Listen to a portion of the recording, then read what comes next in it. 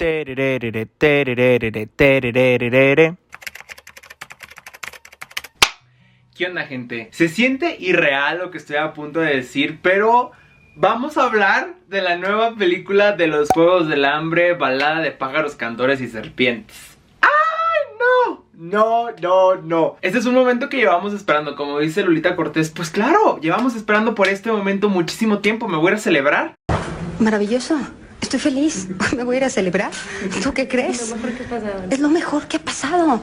Es lo que tanto habíamos esperado. Al fin, al fin. Y pues el día de hoy les voy a estar compartiendo mi opinión y mi reseña sin spoilers de la adaptación de, como les mencioné, Balada de pájaros, cantores y serpientes, que era una película que yo anticipaba muchísimo. Me releí el libro con anterioridad justamente para poder traerles todo el jugo en este video, así que sin más preámbulo, vamos a empezar. Si no saben de qué trata esta película, es una historia situada dentro del mundo de los Juegos del Hambre, pero no seguimos ni a Katniss, ni a Peeta, ni a Gale, ni a la rebelión contra el Capitolio. Aquí estamos en un contexto completamente distinto, ya que nos situamos 64 años antes del primer libro, en la víspera de los 10º Juegos del Hambre, 10 años después del final de los Días Oscuros, que fue la primera guerra que hubo entre el Capitolio y los distritos. Y ha habido unos cuantos problemas con los Juegos del Hambre, y esto es de que el Capitolio se ha dado cuenta que la gente no ve los Juegos del Hambre. Entonces, cuando deciden que tienen que empezar a hacerlo más como un espectáculo, apuntan a los 24 mejores estudiantes de la academia y los convierten en mentores para los 24 tributos.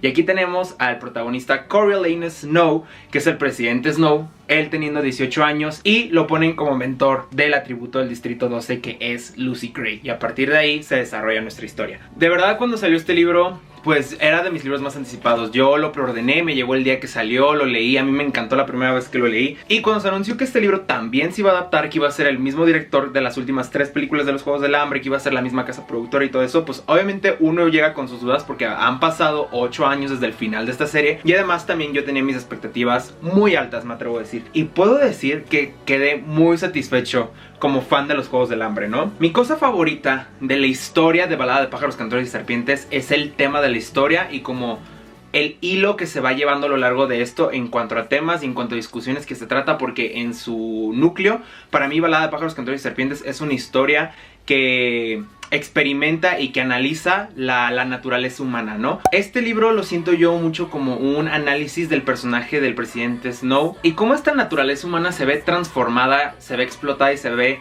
revelada gracias a las situaciones que la rodea. Y eso es muy claro en el viaje que tiene Coriolanus Snow a lo largo de toda esta película. Aquí en esta reseña me voy a enfocar más que nada en la película. Sí vamos a hablar de la historia, pero quiero que mi enfoque sea en el producto audiovisual que acabamos de ver. Y por ejemplo, les voy a hablar de lo que me gustó, de algunos cambios que yo noté del libro, y al final voy a dejar una parte de un gran pero que yo tuve con la película, pero eso ya lo vamos a dejar para el final. Empezando con lo bueno, como les mencioné, me gusta mucho cómo se transmite la historia del libro a la película, porque siento que se mantiene la esencia importante de lo que es Balada de pájaros, cantores y serpientes. Y esto se ve con varios puntos que quiero mencionar, el primero de ellos siendo con la construcción de personajes. Para empezar, creo que el cast fue sumamente adecuado. Tom Blythe como Coriolanus Snow y Rachel Zegler como Lucy Gray me gustan mucho como los protagonistas, y siento que la película hace un gran trabajo el mostrarte a estos dos personajes en una balanza, porque son personalidades muy contrastantes, y el cómo se relacionan entre ellos, y también la clara distinción que existe entre su psyche, entre su manera de ser, entre su comportamiento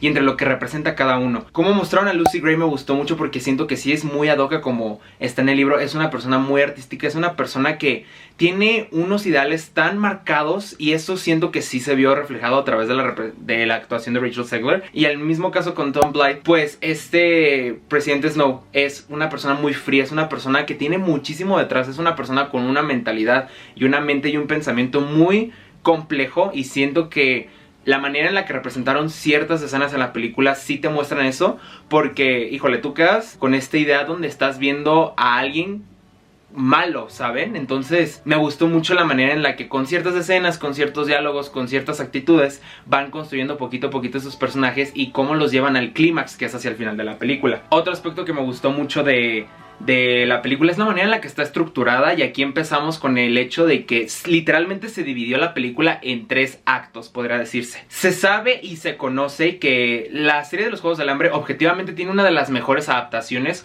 porque siempre se han mantenido muy fieles al material original. A pesar de que o quitan unas cosas o cambian otras cuantas, logran mantener la esencia y el mensaje principal en la manera en la que representan las cosas en la película, ¿no? Y como les mencionaba, siento que las escenas que decidieron mantener en esta adaptación son las más importantes, son las más relevantes, justamente para que el mensaje que te quiere contar se haga llegar. Porque claramente, o sea, también es muy obvio el hecho de que este, siendo el libro más largo de la serie, tiene 520 páginas, sí va a haber más reducido que otros, dado que esta es una película de 2 horas y media y no todo el material iba a ser lo suficientemente, podría decirse, con la misma importancia que otro para ponerlo en la pantalla. Pero siento que una de las cosas que mejor logró que se hiciera esto es justamente el dividir la película en 3 partes. Cuando la película empieza, dice parte 1, el mentor, luego va a la mitad, parte 2, el premio, y al final va parte 3, el agente de la paz. Y al mantener estos como 3 capítulos dentro de la película, ayuda a mantener esta estructura y ayuda a como mantenerlo como todo, como en 3 bolitas, podría decirse, como en 3 cápsulas,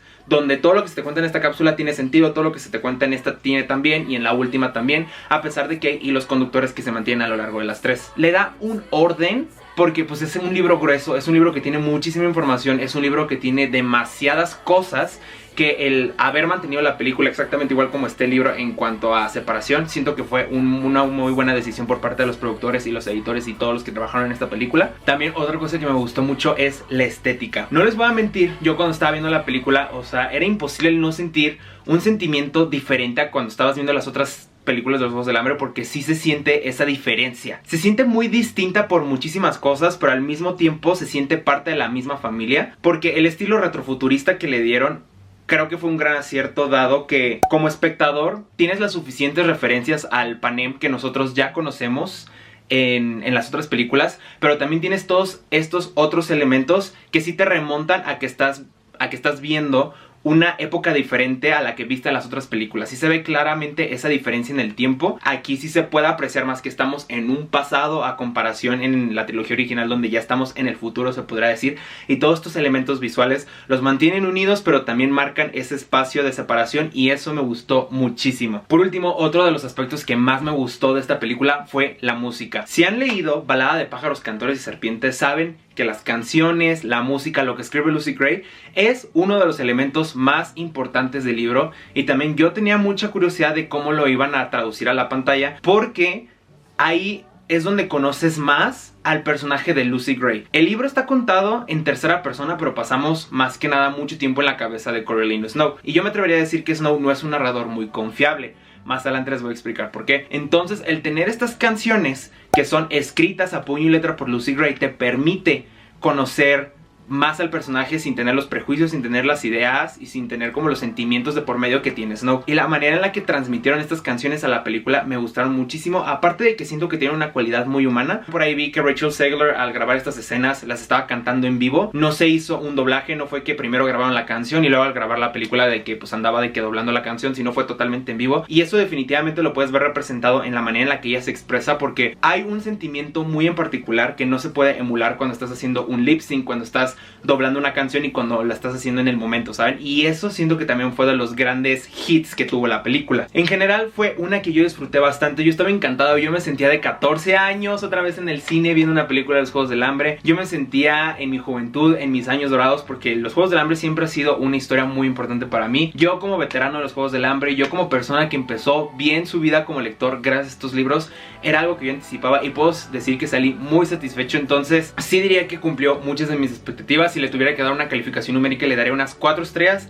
Tengo muchísimas ganas de volverla a ver y siento que cuando la vuelva a ver me voy a dar cuenta de muchísimas otras cosas de las cuales no me percaté en esta primera vez, que más adelante les voy a contar que puede que sea con una de las cositas con las cuales tuve problemas con la película, pero en general me gustó mucho. Ahora vamos a pasar a una parte de los cambios, que como les digo, es el libro más largo de la serie, entonces entiendo que sí se tuvieron que hacer muchos cambios. Hay unos que entiendo y hay otros que no me terminaron de gustar del todo, pero tampoco es como que hayan afectado mucho mi experiencia viendo la película. Aparte, siento que otra cosa que podría jugarle en contra a esta película es el hecho de que tiene el referente de En Llamas, Y como que En Llamas, que es la segunda película de los Juegos del Hambre, siempre ha sido como nombrada como una de las mejores adaptaciones porque de verdad lograron mantener absolutamente todo el corazón del libro. Sí hay unos matices que se pierden, pero en general es una muy buena adaptación lograda y siento que el tener esa presión puede afectar un poquito en esto. Pero los cambios como más relevantes para mí, o los cambios que más me saltaron para mí, fueron los siguientes. Empezamos con, hay ciertos cambios en el planteamiento de la historia, que digo,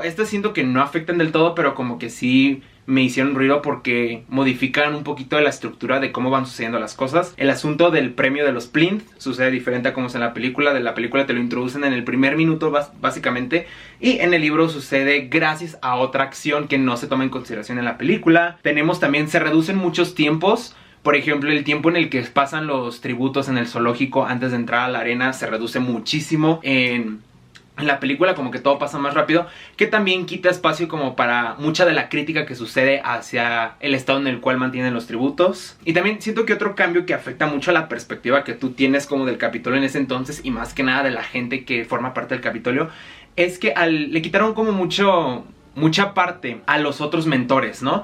Y de hecho a lo largo del libro hay cierto pushback por parte de ciertas personas que tampoco se sienten totalmente cómodas con lo que está sucediendo con los Juegos del Hambre, y eso no lo vemos en la película porque no vemos tanto de otros mentores. Siento que esto también es muy notorio en el libro porque, como les digo, estamos mucho en la cabeza de Snow, entonces estamos viendo mucho de sus reacciones hacia este tipo de discusiones, y siento que en la película no se mostraron tanto. Y siento que esto es un aspecto importante más que nada para su personaje, porque al final del día la historia gira alrededor de él, y como les dije, es un estudio de personaje. Él es, por decirlo así, lo que se está analizando está en el centro del microscopio, y esos pequeñitos detalles como que me hicieron falta, ¿no? También otro de los cambios que vi es que cambiaron muchísimo de los Juegos del Hambre como tal. Cambiaron como mucho respecto como al desarrollo de estos juegos, ¿no? Varias de las muertes son diferentes. También hubo mucha reducción del tiempo en los juegos. En el libro pasan muchísimos más días. En la película apenas fueron 2 días de juegos.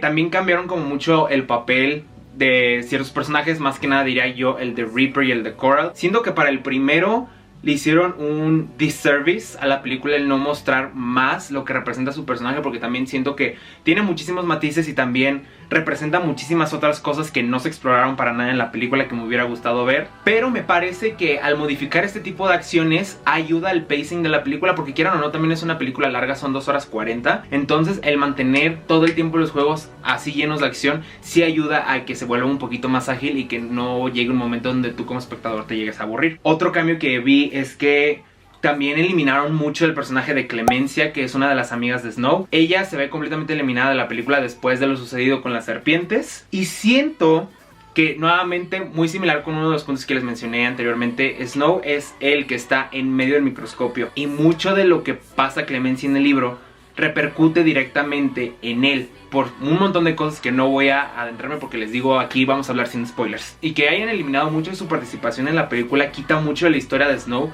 porque también ellos dos tienen una relación muy interesante. Me atrevería a decir que es de las pocas personas que Snow ve a su nivel. Snow es una persona que está muy metida en su cabeza, muy egoísta, tiene una manera muy específica de ver la vida. Y pues la frase que se repite a lo largo de toda la película, Snow lands on top. Él siempre se ve arriba de todos, y a mi parecer Clemencia es de las pocas personas que sí considera su igual. Entonces, después de lo sucedido a las serpientes, en el libro se te explora muchísimo otras cosas, como las repercusiones de estos actos, y siento que nuevamente aporta muchísimo más a la construcción y a la complejidad del personaje, y en la película no vemos esto porque literalmente pasa eso y no la volvemos a ver, ni siquiera se vuelve a mencionar. Y también otro de los cambios como más grandes que vi fue mucho del tercer acto, mucho de la parte de la gente de La Paz se ve modificado en la película. Todos los personajes secundarios que existen en esta parte, como los compañeros en los Peacekeepers de Snow, no existen para nada. El trabajo que realizan en el Distrito 12 tampoco se ve muy reflejado, que también siento yo agrega muchísimo contexto para la relación Capitolio-Distrito. También toda la bandana de Lucy Gray es inexistente, y esto sí es algo que no me gustó, porque también es uno de los pocos espacios donde también conocemos muchísimo al personaje de Lucy Gray y la vuelve muy humana a comparación del otro protagonista, ¿no? Mostraba esta red de apoyo, mostraba esta familia, mostraba esta familia encontrada de diferentes personas de diferentes orígenes, de diferentes circunstancias, que habían encontrado este punto en común donde se podían llevar, y cómo esto representaba para Lucy Gray y la importancia que tenía, cosa que por ejemplo Snow no tenía. Y por ejemplo no se vio nada de eso en la película, y sí fue uno de los cambios que dije, ay, no me hubiera gustado haber visto al menos un poquito más. Hay personajes de la bandana de Lucy Gray que ni siquiera tienen una línea a lo largo de la película. Y el desarrollo que se lleva hacia el final, hacia el clímax de la película,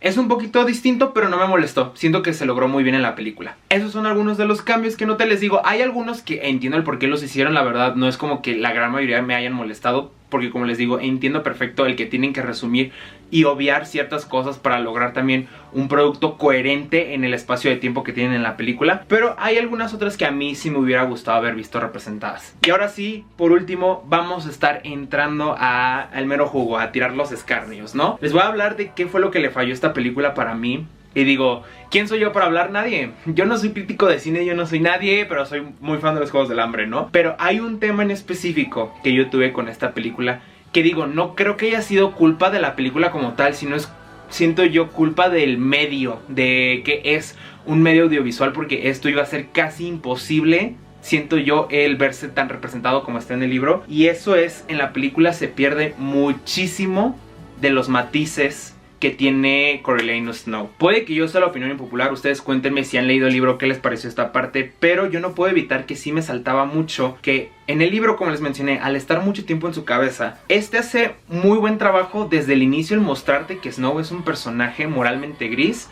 y que no es una persona buena, y lo vemos en diferentes circunstancias. Por ejemplo, el prejuicio que tiene hacia sus compañeros. Hay cosas que Snow no dice, pero piensa, por mencionar uno, lo que pasa con Persephone y el prejuicio que tiene debido al acto que vio que su papá cometió durante los días oscuros. Y de ahí nunca baja Persephone y le dice, es que tú hiciste esto y esto y esto, pero solo lo piensa, nunca lo dice. También la manera en la que siempre va para abajo a Sejanus y cómo lo ve más que nada como una oportunidad o como una ventaja más de allá de una amistad. Esto sí se ve muy reflejado en la película, sí se ve que no es una relación de dos, que el sentimiento no es mutuo, pero en el libro hay como una manera más explícita de mostrar este casi desprecio que siente Snow hacia esta persona. También la manera en la que, gracias a su apellido, siente que tiene derecho a ciertas cosas y que es mejor que los demás, ¿no? Todo esto también es un trabajo mental que tiene Snow impregnado desde que es chico, porque pues obviamente el estatus que tenía su familia, que ahora ya no tiene, lo ha afectado bastante, pero él sigue con esa idea de que Snow. Y también, por ejemplo, sus opiniones más concretas respecto a ciertas actitudes y ciertos posicionamientos que tiene el Capitolio. Les digo que esto también se ve relacionado con algunas discusiones que tenía con los otros mentores, de que Snow es un personaje muy interesante porque a mi parecer estaba en una situación donde él mismo se podía dar cuenta que había ciertas cosas que se estaban realizando, ciertas cosas que se estaban haciendo que no eran correctas. Mientras va avanzando la historia, estás viendo cómo esta idea del control y esta idea del poder se va apoderando mucho de él, pero siempre tiene esta espinita en la cabeza donde dice, como que dice, ¿sabes qué? La neta, estos güeyes tienen razón, hay algunas cosas que no. Y por ejemplo, siento que esto, como les mencioné, se pierde en la película, pero es porque es el medio, porque no hay un narrador inconsciente que te esté narrando toda la película y que te esté diciendo todo lo que está pensando Snow sin que él lo diga. Y digo que esto le hace como un daño, porque a mí me queda muy claro y a mí me consta que Snow no es una buena persona desde el inicio del libro. Pero por ejemplo, con las personas con las cuales yo fui a ver la película, al salir me estaban diciendo de que, no, entonces Snow se volvió como malo hacia el final de la película, ¿no? Y yo era de que, no, es que Snow desde el inicio siempre ha sido una persona nefasta, siempre ha sido una persona con ideales súper anticuados, siempre ha sido una persona que tiene una perspectiva completamente errónea de muchísimas cosas. Y siento que por esto mismo de que no estás escuchando su manera de pensar, no estás escuchando estos pensamientos intrusivos, se podría decir, que tiene, y toda la malicia que tiene aquí adentro, luego puede que eso se pierda un poquito. Aparte, yo también vi mucha crítica de que se estaba como promocionando la película casi como si fuera una historia de amor, porque cuando salían los trailers y salía como mucha la información, sí era muy enfocada en de que Snow y Lucy Gray, y siento que el verdadero mensaje de Balada de pájaros, cantores y serpientes va por otro lado. Regresando a todo esto de que se pierden un poquito los matices, en la película ya empiezas a ver más cómo es Snow en realidad. Una vez que llega al Distrito 12, siento que ahí las cosas se vuelven un poquito más explícitas, porque los pensamientos de Snow ya se vuelven tangibles y empieza a actuar sobre esos pensamientos. Y el claro ejemplo de esto es lo que pasa con Sejanus y el Jabberjay, ¿no? Nada más por mencionarlo así por encimita. Otro aspecto que siento que aporta este fallo es, por ejemplo, que no se mostró nada básicamente.